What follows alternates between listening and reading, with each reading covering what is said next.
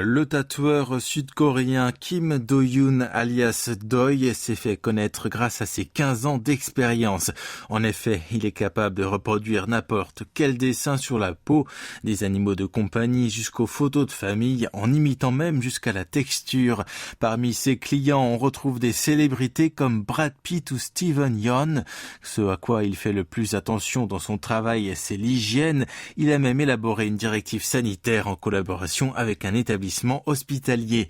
Malgré la réputation mondiale des tatoueurs sud-coréens, cette profession reste illégale dans le pays du matin clair.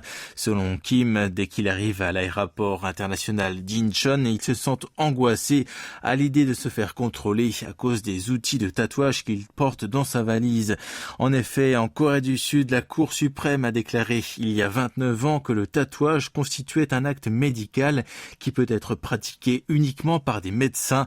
Kim est actuellement en procès pour violation du droit médical après avoir été dénoncé par un tiers. D'après le Sud-Coréen de 41 ans, s'il est acquitté, les tatoueurs pourront travailler dans un meilleur environnement en tant qu'acteurs du domaine de la culture et de l'art, et les clients pourront aussi se faire tatouer dans des conditions plus sûres.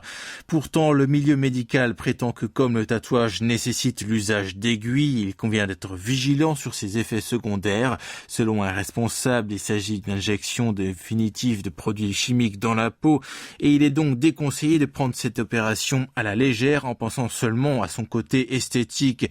Côté politique, plusieurs projets de loi sur la légalisation de cette pratique ont été déposés ces dernières années, mais ils n'ont pas été entérinés face à la fronde des médecins.